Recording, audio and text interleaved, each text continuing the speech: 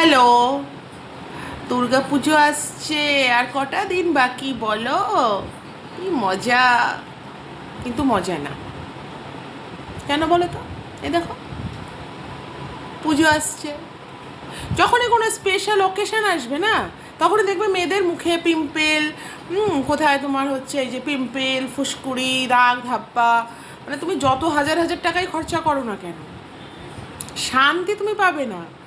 একটা কাহাবাত আছে, যে জিনিসের বেশি টেক কেয়ার করবে সেই জিনিসই তোমাকে বেশি কষ্ট দেবে। তুমি যে মানুষকে বেশি টেক কেয়ার করবে সেই আগে লাথি মারবে।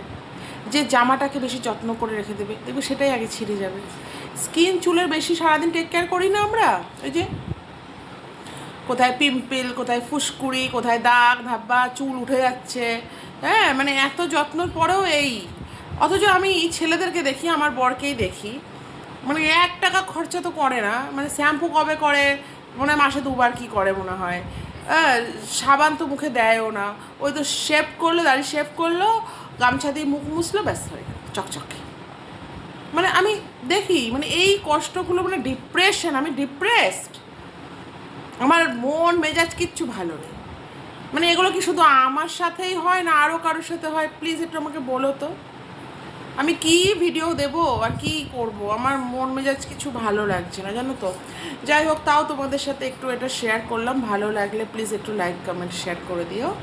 ওকে, টাটা। তাও হাসতে হচ্ছে এই পিম্পিলের থোবড়া নিয়ে।